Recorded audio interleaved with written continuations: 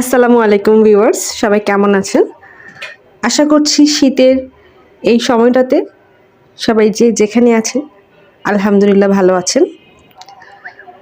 তো শীত যেহেতু এসে পড়েছে, আর শীতে গ্রামে যাওয়া হবে না তা তো হতে পারে না, কারণ শীতেই কিন্তু গ্রামে আসল মজা। তো গ্রামের বাড়িতে চলে গেলাম শীত পিঠা খাওয়ার জন্য। তো আজকে আমার শাশুড়ি পিঠা বানাচ্ছে, তাই ভাবলাম আপনার সাথে শেয়ার করি। গ্রামের বাড়িতে কিন্তু মা দাদিরা কিন্তু পিঠা একটু অন্যরকম স্টাইলেই বানায়।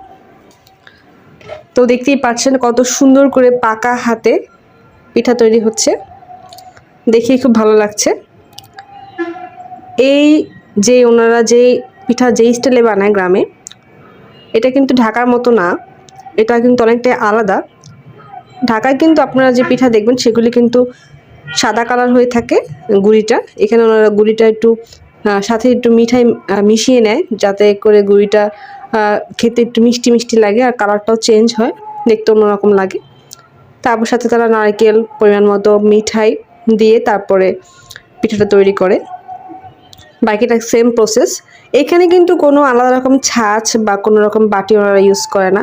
দেখতেই পাচ্ছেন যেভাবে যে কোনো ছাঁচে দিলেই কিন্তু পিঠাটা তৈরি হয়ে যাচ্ছে, মানে দেখলেই অবাক লাগে আসলে কীভাবে এত সুন্দর করে যেখানে দেয় সেইখানে পিঠা হয়ে যায়।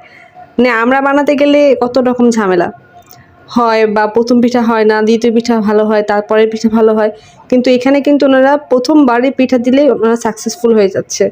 যাক, পিঠা দেখতে খুব ভালো লাগছে। আশা করছি আপনাদের কাছে দেখে ভালো লাগছে। এটা পিঠা আপনাদেরকে ভেঙে দেখাবো, দেখলে বুঝতে পারবেন পিঠাটা দেখতে কালারটা কত সুন্দর। তো প্রথমেই আমার শ্বশুর আব্বাকে পিঠাটা দিলাম ওনাকে খাওয়ার জন্য।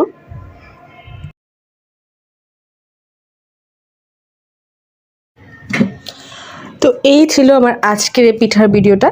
আশা করছি আমার আজকের এই ভিডিওটা আপনাদের কাছে ভালো লেগেছে। একটু গ্রামীণ ভাবটা আপনাদেরকে দেখানোর চেষ্টা করেছি, গ্রামীণ পরিবেশটা দেখানোর চেষ্টা করেছি। আসলে গ্রামের গিয়ে চুলার পাড়ে বসে পিঠা খাওয়ার মজাই আলাদা। এটা কিন্তু আসলে অন্যরকম একটা অনুভূতি।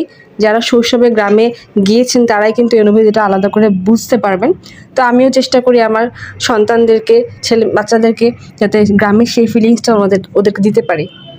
সামনে কিন্তু অনেক বছর পরে কিন্তু এরকমটা নাও থাকতে পারে, বা এরকম পরিবেশে মানুষ নাও যেতে পারে। তখন সব যেহেতু মানুষ এখন ঢাকামুখী হচ্ছে, ঢাকায় থাকছে, আস্তে আস্তে কিন্তু এসব জিনিসগুলো উঠে যাচ্ছে। তো এই স্মৃতিটা ধরে রাখলাম, আপনার সাথে শেয়ার করলাম। তো এই ছিল আমার আজকের ভিডিও। সবাই ভালো থাকবেন, সুস্থ থাকবেন, আর আমার জন্য, আমার পরিবারের জন্য অনেক অনেক দোয়া করবেন। আল্লাহ হাফেজ।